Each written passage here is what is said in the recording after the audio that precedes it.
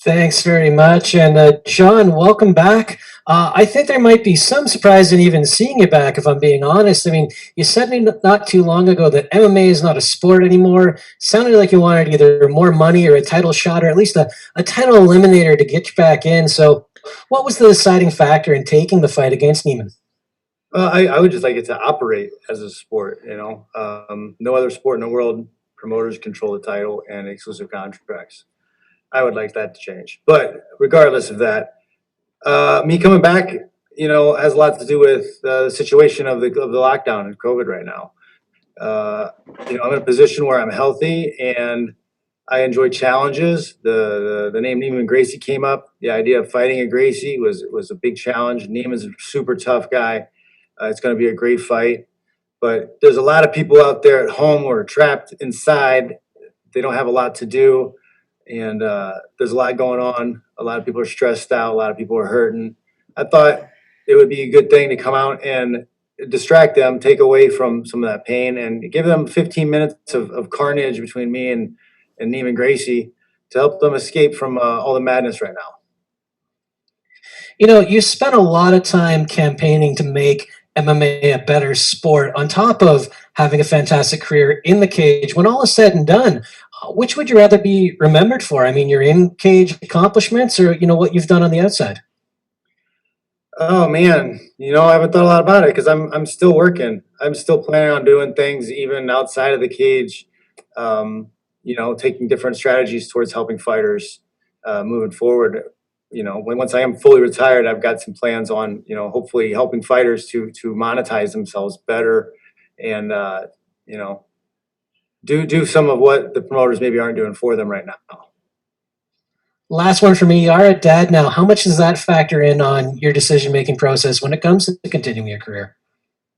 Uh, you know, the extra money from another fight is nice, but I think it's good to show your kids that you have interest and you can work hard and you set goals. Let them see you struggle through adversity. I think it's good for kids to see it. I think even if I'm making myself fix something at home or build something at home or do something at home, I want them to see me do the work because they need to understand that if you put yourself into something, things break down, things fall apart, but you don't quit. You just keep doing it. Whether you're training for a fight, you're training for a title, you're trying to do something with a career, or you're just building a stupid shelf.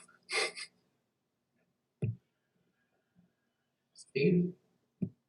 All right, Jon, thank you for the time as always. And, it's been a very volatile year in the markets with all the pandemic lockdowns and the reactions that investors have had. So, how's your own portfolio doing with cryptocurrency, Bitcoin, and the like? Yeah, big going up, staying at 10,000 or above is a good thing. That gives a little extra security. I'm one of the guys who hold. I bought in a long time ago, and I'm sitting on some stuff. It's emergency funds if I need it. And the stocks and other stuff that I've had. It's actually the stock market's doing pretty good, surprisingly through all this. They keep printing more money, so I don't know how long that's going to last. But it seems like the stock market's going to continue to do well because people that have money keep putting more money into it. So for right now, I'm just going to try to kind of take advantage of what's going on there and keep profiting. You've always been very open about fighters needing to look out for themselves, whether it's in terms of owning their license for their image or their name in video games or their portfolio in terms of what they can do after they retire from fighting. So, do you think this is something that not just Bellator, but maybe mixed martial arts in general needs to adopt? Like, fighters coming in should take a seminar to learn how to do these things? I mean, it's basically, I have I don't want to talk too much about it, but I do have an idea that kind of there's a need in the market for fighters that's not being met. And there's a lot in there with education and just, because we don't exactly operate traditionally like a sport, because in a traditional sport, you compete against somebody who has similar rankings and then you win and you get a higher ranking, and those higher rankings open the door for opportunities and title shots or playing for divisional championships or whatever. And we don't really have that because there's a more lean on notoriety and popularity, which is a little bit more closer to the pro wrestling model. So regardless of what you like, you have to take advantage of what's happening right now and utilize it. So there's a lot of guys who kind of aren't doing that. I wasn't doing that. I didn't realize that because I wanted it so bad to operate the way traditional, ranking type sports happen. But seeing how the field and the market is playing out, like there's certain adjustments that I realize that I can make, that I have made, that have made a big difference. And if other people implement those things earlier in their career, they'll probably make a huge difference too. All right. And finally, for me, before I let you go, you had that very infamous fight with Rory McDonald that went to a draw, and a lot of people felt you won, including me. And now he's no longer part of Bellator. Douglas Lima is the champion. Do you feel in any way like an uncrowned champion at this point? I mean, I walk out of that fight proud. I did all the work. I feel I won the fight. I thought I won 5 rounds. In my heart, I'm a champ. So it's just a matter of time. If I keep getting good offers for fights, I'll do it again. I'll be the oldest champ, current champ soon. All right. Well, maybe you'll get that after this fight on Saturday. I have a great performance on Saturday night, and I know Neiman's gonna bring it. It's gonna be a battle, and an exciting fight with 2 high ranked guys coming out there doing work. I think the winner should fight for the title. Hi, John. Both of you guys are coming off a fight against Rory McDonald. Just what did you see out of Neiman Gracie's performance against Rory, and is there anything in his performance that you think you'll be able to capitalize on? It was difficult to get too much out of the Rory fight with Neiman because Rory was very conservative. I feel like he wasn't trying to take any risks in that fight, and he took him down, put him in the fence, and just kind of stayed there. I want more action. There's a lot of people that need some distraction, and I want a barn burner. And just looking at the landscape in the welterweight division, like Scott Coker was saying that he still has a plan for Lima to move up to fight Mousasi for that vacant middleweight title. So, like, even if you win this fight, is there like a fight out there that you want, or would you be content with waiting for the winner of that fight? Yeah, I mean, at my age, I want to fight big fights. The Gracie fight's a big fight under the lockdown. It's a big fight. And the title, those are where the appeal are. That's what I want to do. Unless I'm going to get paid more money to fight somebody else, I want to fight for the title. All right, we'll take just a couple more, starting with Zach. Hi, John. Thanks for the time today. So one thing that a lot of people notice is you're performing at such a high level at an age where many athletes cannot replicate anywhere close to the ability that you're still putting out. So my question to you is, really do you maintain your longevity, and how much longer do you think you have? Because you have no signs of slowing down. I lift weights. But yeah, I think, resistance training, strength training is the real fountain of youth. There are studies that show that heavy lifting keeps your telomeres long. Your telomeres keep your DNA intact and healthy. I think that I stay away from processed foods. I eat a lot of whole foods. I eat a lot of meat, a lot of natural fats. I stay away from seed oils and vegetable oils. I think I just have a really good diet and the lifting weights, training all year round, not letting myself get too out of shape. I think they're big. I think it's a big a part of being healthy. My dad's 75 and he's had he had a heart attack a few years ago, but he's still a very healthy guy and he's still very active. He does a lot of woodworking. He's outside working all the time, plays a lot of golf.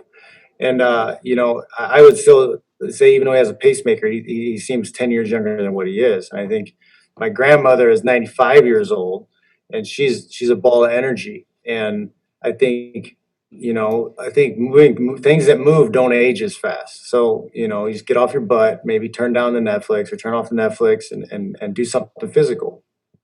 Right. And your opponent in this fight, Neiman Gracie, obviously renowned for his amazing submission ability, and your game plan, what you specialize in, kind of takes him into his world with his grappling. But a lot of people would think that you have the advantage on the feet in this fight, even though it seems like your game plans more revolve around your wrestling. So are you planning more to like exploit the striking advantage that you think you have, or do you want to challenge him on the ground? So, I mean, a lot of people don't really know what I'm doing when I fight, but I never force anything. I never force a takedown. I'm never looking to get the takedown. I go into the fight taking what's easy. And if the guy opens up and the takedown comes easy, that's where it goes. So I don't ever come in with a game plan like I have to do this in order to win. I have to be in shape. I have to be strong, and I have to react appropriately to the situations that come around. The Fitch Smash system that I've come up with answers all those questions, and as long as I'm in shape and my mind is working right, like I'm going to make the right choices and win all the scrambles in every position. So if that means like he gives me an easy takedown and I get it and I go to work there, I'll do that. If he makes it easy for me to jab and stay at distance, then I'll do that too. Hey, John, Kevin here. One of the key questions I wanted to ask you was, yes, you said, if he gives you the easy takedown, you're willing to take it. But since he is a Gracie and, he has the exceptional jiu-jitsu skills, will you look for the perfect opening, or are you just going to go in for the takedown? Man, I've trained myself to the point where I react. I do things and I'm like, oh, wow, that was nice. That came easy. Oh, I did that pretty well. Like, you shouldn't have to be thinking about what you're doing too much in a fight. It should be at that point reactionary. You should have trained your body. You should have programmed the machine ahead of time. If you haven't programmed the machine ahead of time, you're gonna struggle. All right, and another thing is, you said it's either the title fight or not, and the way the promotions are going, it's not easy getting the fights you want. Would you compare, like MMA promotions to like almost a sort of like WWE, the way they treat It is. The business model is pro wrestling, and I mean, you can say it's good or bad or whatever, but I think that it takes away from the athletes a little bit because it's not quite a sport in that sense. We don't get to challenge UFC fighters. We don't get to challenge, professional fighter league challengers or whatever. I feel like we should have some kind of unified system where we have, sanctioning bodies that control the title and the promoters cross promote. I think that would be better for all of the promoters. I think it would be better for the companies that would step up and become sanctioning bodies. That would create more businesses, more jobs. It would be better for the fighters because you'd have more opportunities to fight for big titles, and you wouldn't get stuck with a bad promoter. They would have to actually work to retain you as an athlete. We would be true independent contractors rather than these pseudo employees. One last question from me is, Rory McDonald gone to the PFL. You previously fought in the PFL. Would you want to go over and play spoiler for Rory McDonald and not have him win the $1 million? I'm not a big fan of the tournament system at my age. I think it's great for up and comers who people don't know because it's a great way to build notoriety. It's a great way to build momentum for you moving forward.